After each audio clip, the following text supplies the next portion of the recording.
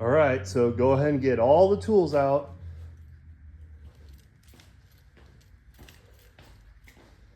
Because today we are changing, or have changed, the oil cooler. That. And then, and this, for this guy. Leaking like a pig. But I think we fixed it. I'm gonna show you. All right, the tools you're gonna need for this project are, well, you need some coolant. This is the Zerex G48. So I think the manual said it takes about 11 liters. So there's 3 bottles here to cover us there. You'll need the oil cooler, and part number, this is male 47028, and the gasket that comes with it. You want to get the oil cooler that comes with the bolts. It's my understanding that these have to be replaced. This is a T30 Torx bit, so you'll need a Torx bit to apply that. And then we've got the oil filter housing gasket here, and that was just like $10. I got all this stuff at FCP Euro. I think the cooler was like 150 or something. This was 10. So then you'll need some basic hand tools, wrenches. I always pull this tool out. This is great for prying off clips and various electrical connectors, etc. I always like to have a mirror for seeing around corners, 3/8 inch sockets, 1/4 inch sockets, obviously safety glasses and mechanic gloves, and that should be about all you need to do this job. Take the skid plates off, and I'm gonna drain the coolant and drain the oil so we can take the oil cooler out. All right, first thing we need to do here is take the air filter box out. We'll take the intake pipe out. The other air pipe just connected here with a clamp. We'll take the mass airflow sensor, and then we can get all this stuff out of the way.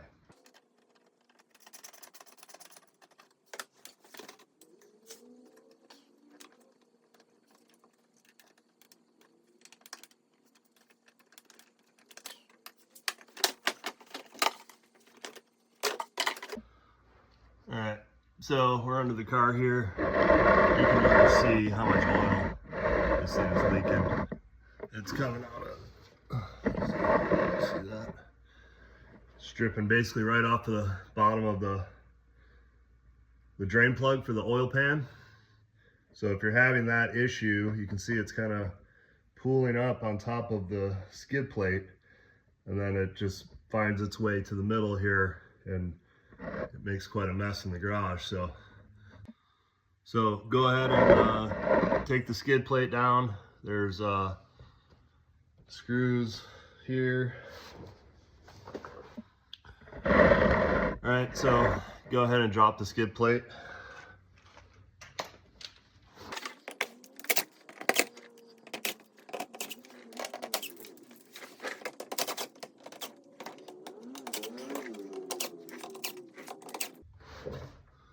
There's oil on each one of these screws, indicating that there's, oil is just getting all over the bottom of this car.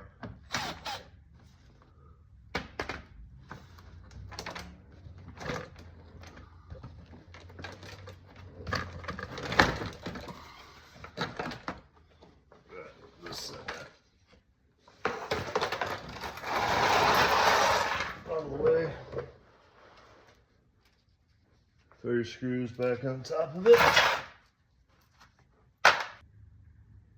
Excuse me, a 16 millimeter.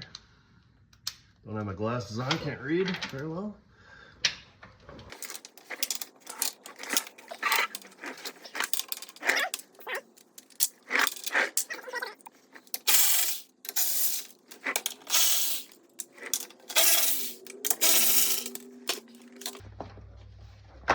This thing is soaked in oil. You can see all that just dripping down there. All right, so this X5 doesn't have a radiator drain plug, so I'm trying to find the lowest point of the cooling system, and I'm guessing it's probably this hose and this connector right here. So I'm gonna take out this clip right here, take this hose off, and see if we get the waterworks.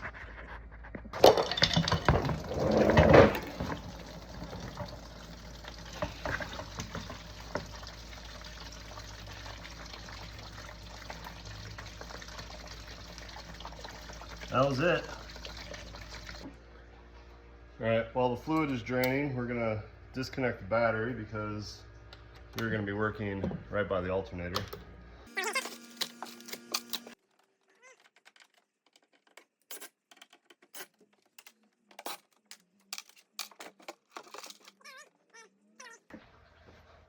These bolts on this foam cover take a 5mm hex bit.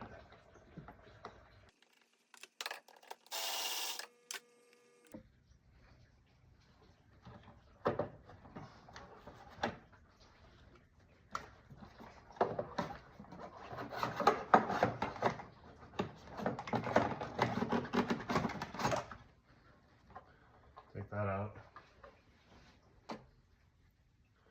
All right. Now we're gonna take the intake off.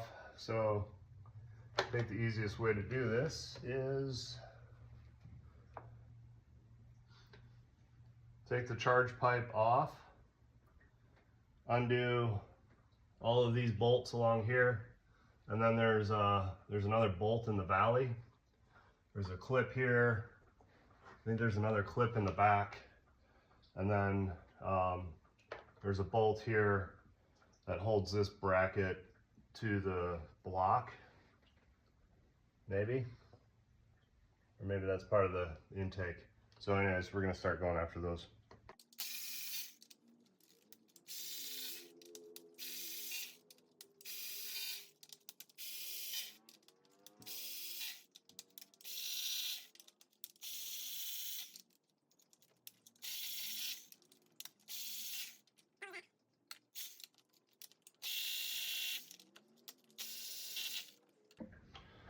All right, so the bolts up top are 10mm.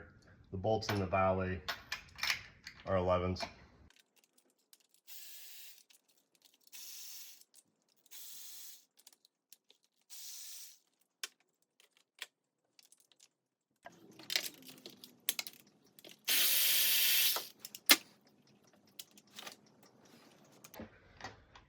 Take a magnet and grab all the bolts or the nuts.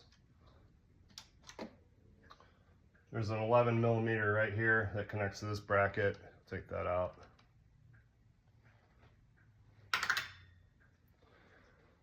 So we got all these loose. We got the nut in the valley here. We got this guy right here connected to this bracket, and then this connector here, and then there's one other connector underneath, and then this thing should just be able to pop right out. Just gonna use a pick. Get that connector off. Now it looks like the dipstick tube is attached to the side of the filter, or to the side of the intake. So I'm guessing that's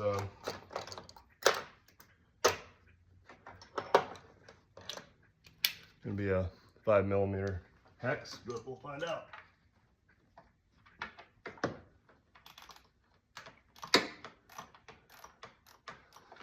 Yes, it is.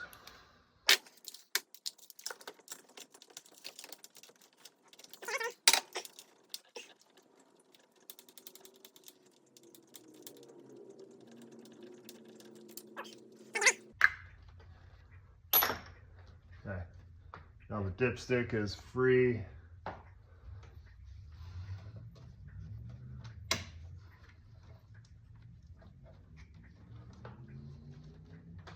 Okay, I gotta disconnect this the charge air pipe. Just gonna do that with a pick. Just pull it out.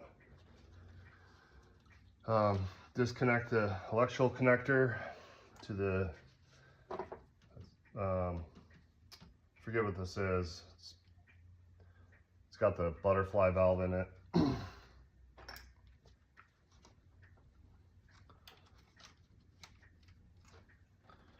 This might be a job for the pliers.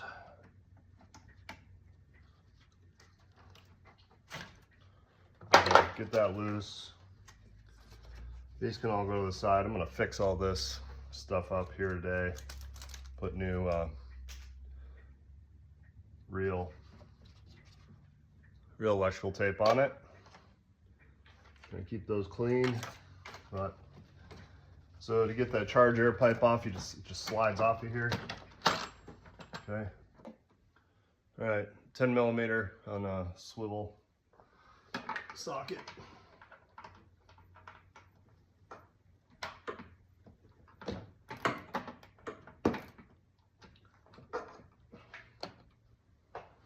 Break it loose.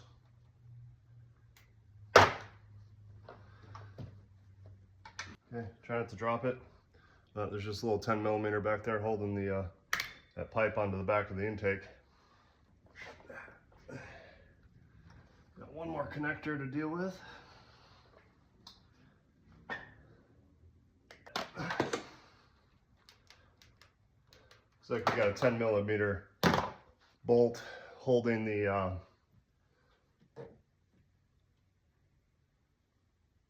I'm not sure what type of line it is. It's probably radiator fluid or something, but it's on the back side, so you're going to be going at it blind. And you're going to need probably a short 10 millimeter. All right, one more connector on the back side of the housing. At the top, the release is on this side of the intake. So you got to get something in there. Maybe a pick will work. Try and release that.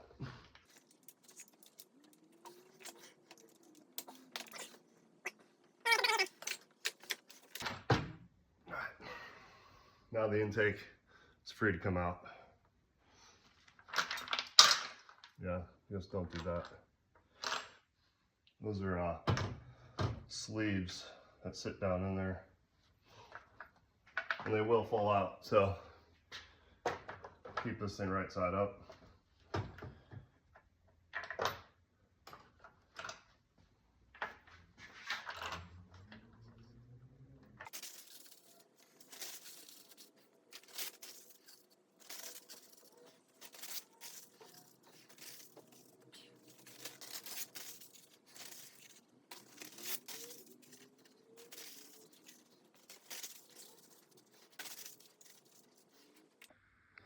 All right, so see, got a bunch of oil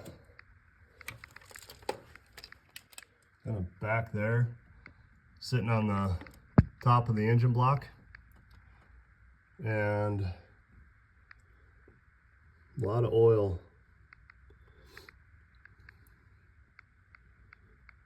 Don't really know where it's coming from. Could be coming from the intake.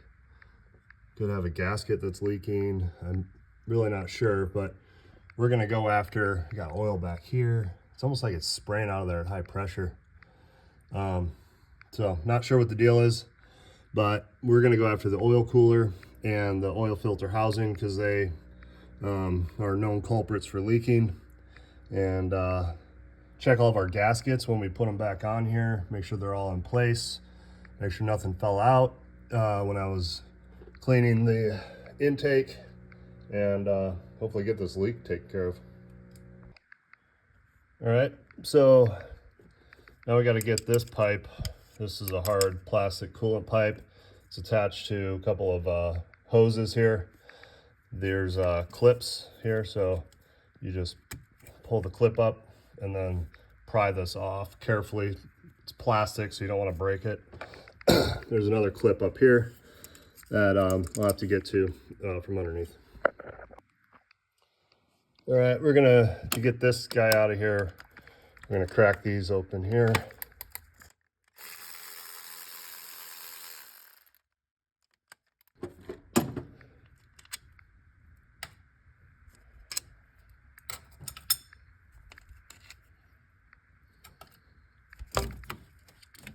Okay, now that can be kind of held up out of the way.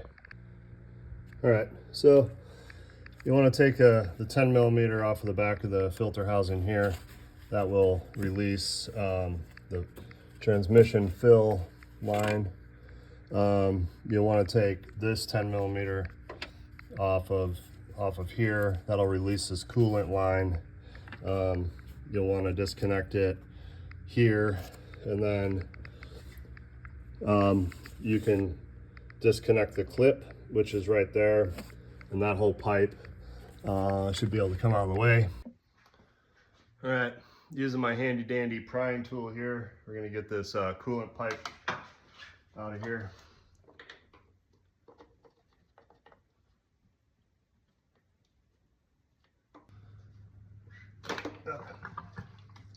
There's one.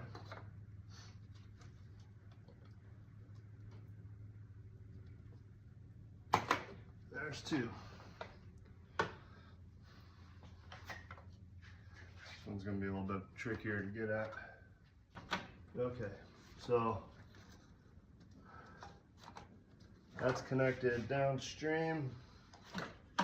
There's another clip, one other clip that needs to come out. I'm doing pretty good. I think we'll just kind of leave it tucked right there. All right, so the filter housing bolts are they're 8 millimeter, and they're kind of star-shaped, whatever you call that. I think the easiest way to do this is going to be with a swivel. So I'm just disconnecting the alternator, and there's one wire that's just kind of plugged into the side of the filter housing. You're just going to disconnect that and tuck it up here by the alternator for now, so you don't forget about it. There's a couple of hoses attached to the filter housing. Looks like we could just remove the bolt. It looks like a 13 millimeter that's holding those two hoses to the housing.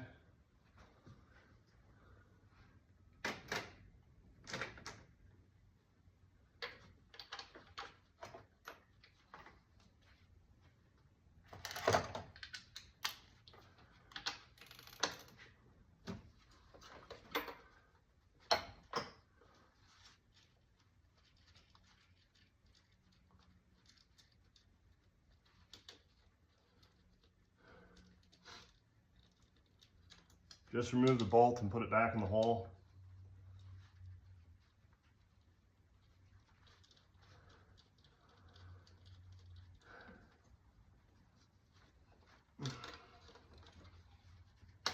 Okay.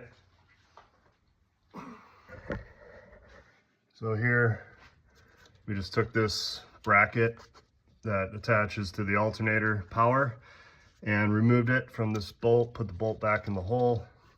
Next, we got to take this this hose clamp off of, actually we don't have to, this is just attached, so we'll just we'll leave it in there for now. And then I think everything will be out of the way.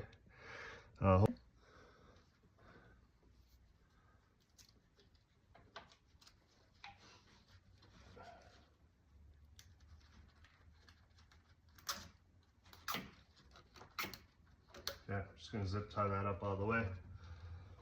Now I can pretty much fully see the oil cooler and the filter housing. All right. Oh, I need to find a shorter bit, but whatever.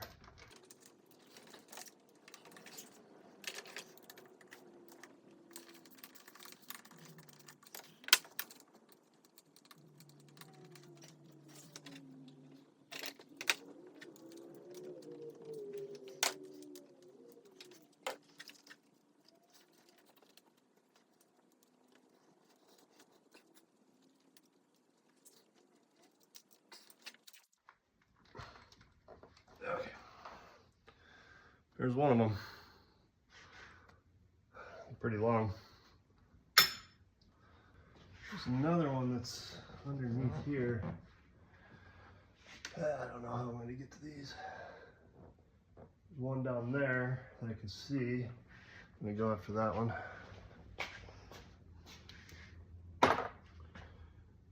So where are we?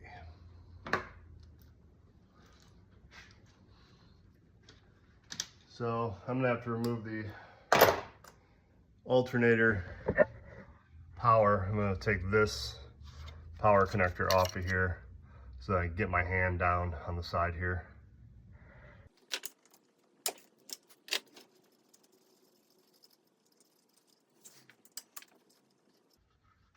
So just pull the nut off, take the wires out, and then reconnect put the nut back on the stud.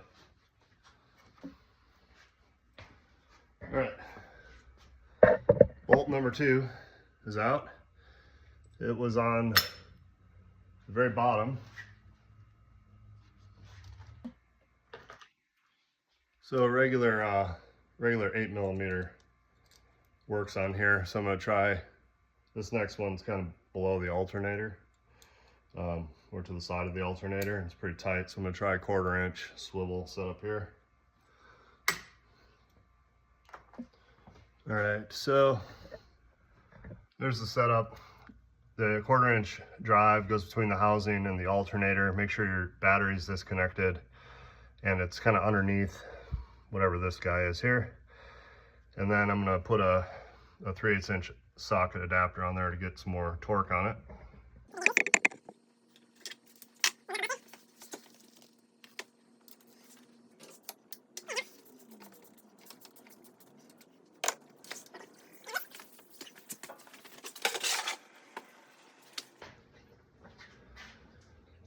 I guess it's only 3 bolts.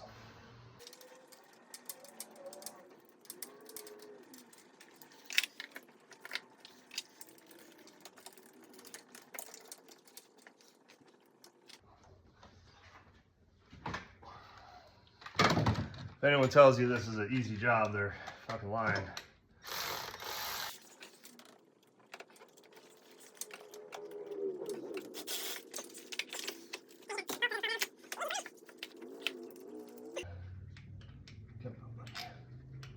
All right, bolt number 3.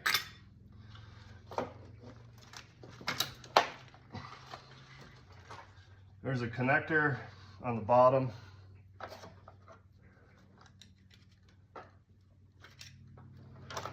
With a spring clip. I need some persuading.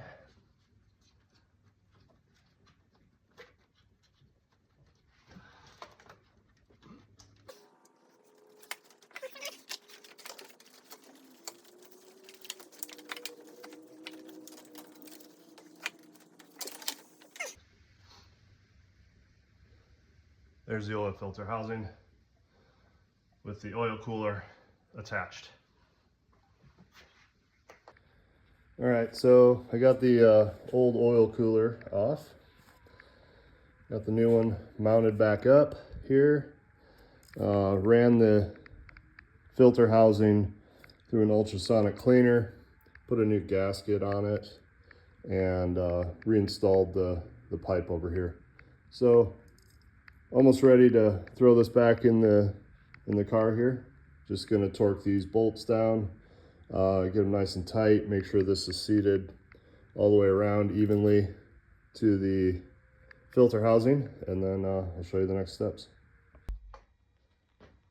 All right, so I got the mating surface all cleaned up. Got the filter housing with the new gasket ready to go on. It's clean. And we're just gonna throw it back in there, make sure we get the connector reconnected on the bottom of the housing, the sensor here. Don't forget that. And then there's a pipe down in here that's clipped through the bolt that goes into the bottom of the housing, the lowest bolt.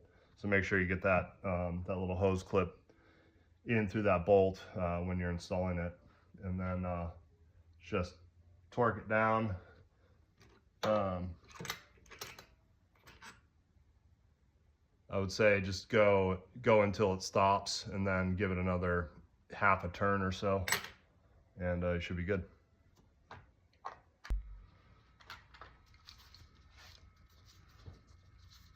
Something else to pay attention to is the angle of this coolant pipe.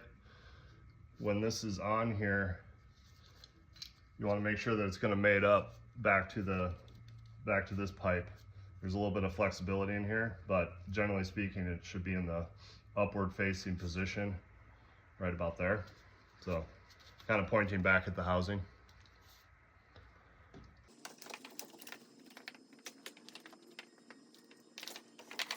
So I think what make this job a whole lot easier is to leave these in here. When you're putting it back on, just so that, because even if they're like flush, they'll still stay in there. They won't fall out. That way you don't have to try and fish them up in there.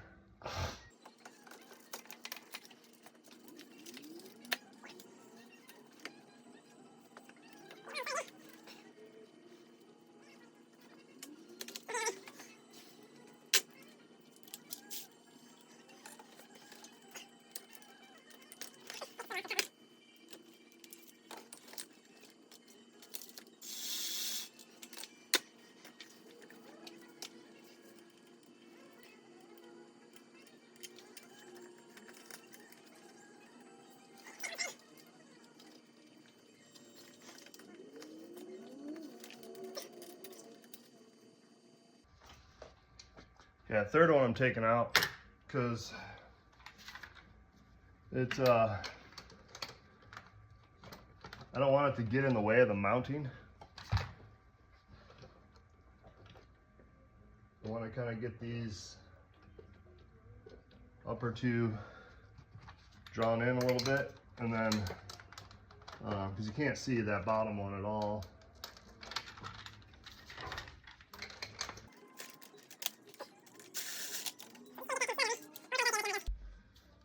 All right, so the crankcase breather hose or transmission breather hose or whatever might be for the oil pan, some sort of breather hose, is attached to the bottom of the housing with a clip.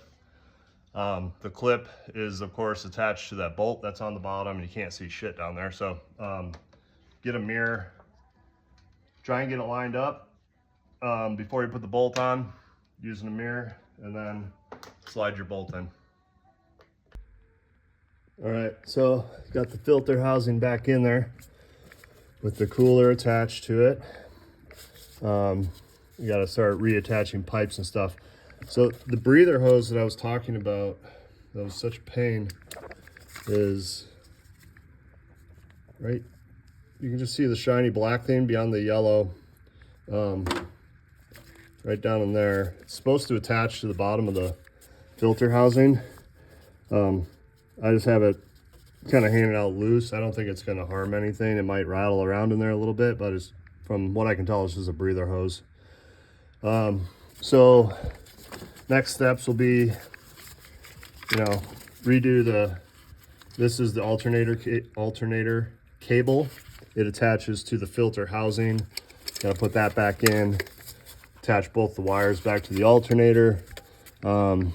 Make sure you got all your plugs and everything that have been pushed out of the way. Everything's got to get reconnected there. I'll reconnect the coolant pipes here, and here, and then we can start getting the plenum put back on.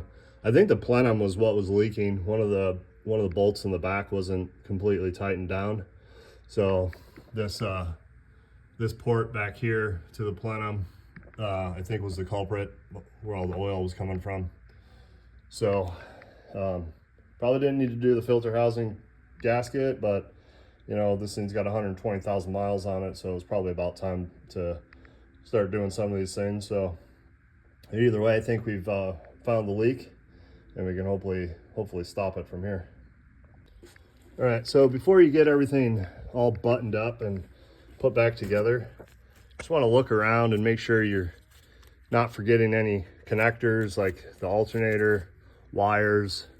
We'll kind of lay some of this stuff in here, kind of get the routing, making sure that we're, you know, trying to bundle hoses and cables and what have you into their correct routing before we start putting everything back together. Because once you start putting parts back on, it gets really hard to see if you're forgetting something, right? So make sure you got, like, all your connectors are up top. Make sure all your pipes routing is where you want it to be. Start letting some of this stuff back in here. And just kind of looking at stuff, make sure you got the routing right. Because once you start attaching stuff, it's a pain in the butt to undo it. So I'll kind of let some of this stuff figure out where it goes and make sure you're getting everything properly routed back on. All right, got the plenum ready to go. Just want to check, make sure you got all your washers and stuff. I'm missing a couple of the rubber bushings, but I've got all the fasteners, so I think it'll be okay. And then just make sure all the mounting surfaces have been cleaned. You're gonna have 3 connectors that are loose. You'll have this one that goes to the fuel rail, and you'll have 2 that go to the plenum.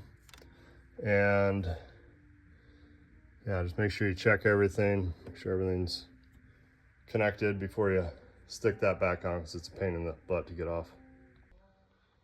So the plenum takes 7 of these stud bolts, and the way I like to put them back on is with a magnet, because it's down in the well a little bit. So doing this to get it started, and then you can pull it out once you get a few threads turned, and then hit it with a wrench after that. But this makes it easy to kind of reach down in there.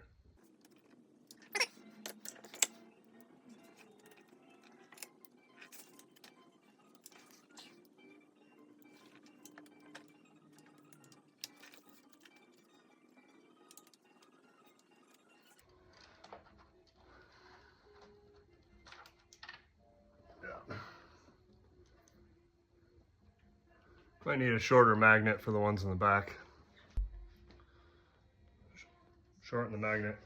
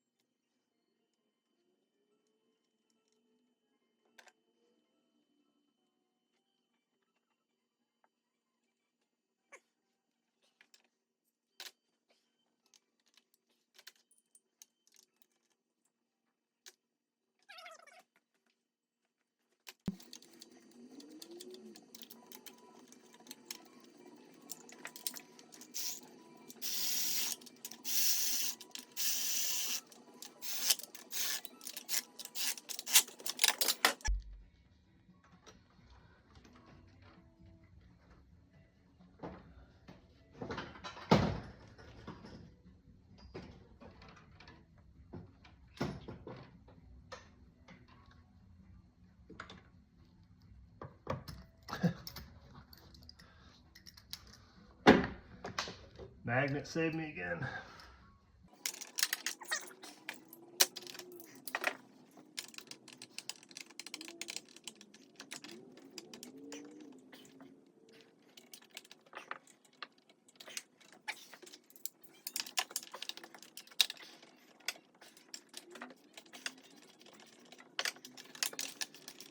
Okay, so I got all those inner ones, the studs, taken down and just kind of finger tight. Now I'm gonna do the bolts on the top, and then we'll kind of torque everything down evenly so we get good compression across all of them at the same rate. Get a good seal.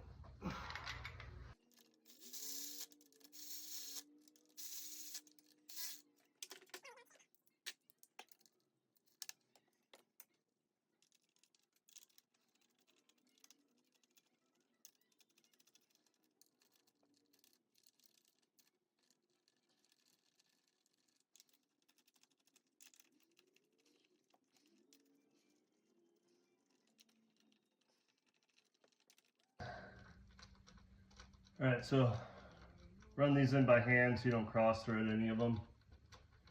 Get them finger tight.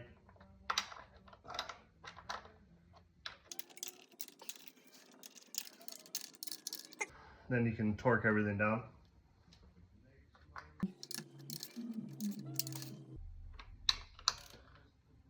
So I'm just going finger tight and then quarter turn.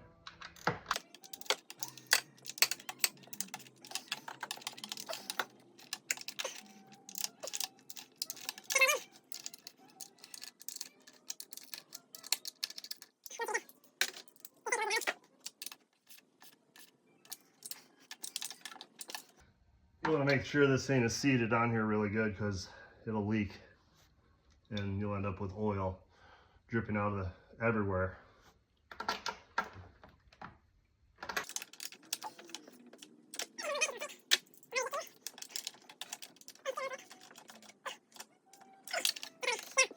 There's two electrical connectors in the back that you'll need to reattach. Like one goes to the top of the plenum and one goes underneath. I've already attached those. And then your dipstick tube attaches to the side of the plenum. It's a little stud.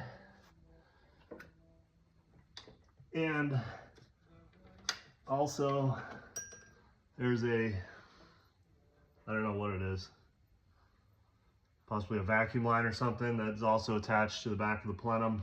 So connect those two things back up and you should be done with this part. All right, so we got the plenum back on, got the connectors connected, the dipstick tube and its bracket is reconnected to the plenum housing back here. The last things to do are connect the charge air pipe. Just make sure that pin is in there, that's locked on, and then plug your electrical connector back on here. This just hangs loose like that. And yeah, I think we're just about there. All right, so we're gonna go ahead and throw the air box back in here. I'm gonna connect the air pipe here.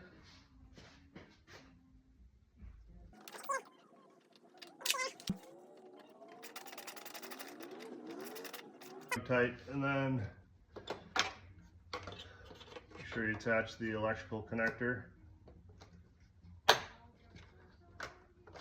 Push down until it clicks. Everything's looking pretty good.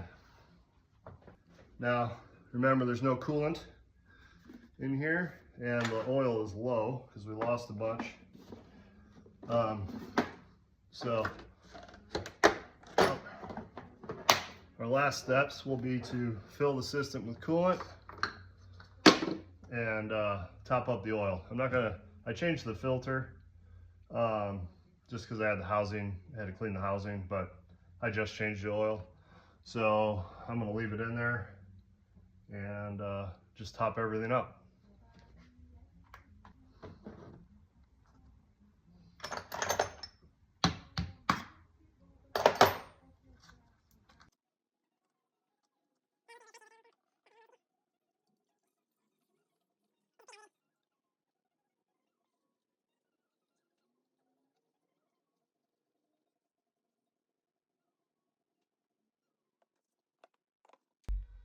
All right, well, that completes the oil cooler and oil filter housing gasket.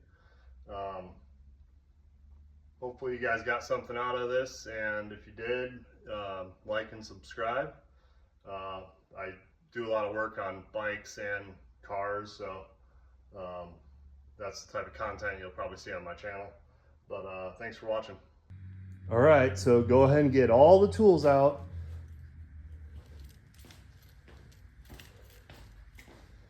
Because today we are changing, or have changed, the oil cooler. That. And then. And this. For this guy. Leaking like a pig. But I think we fixed it. I'm going to show you.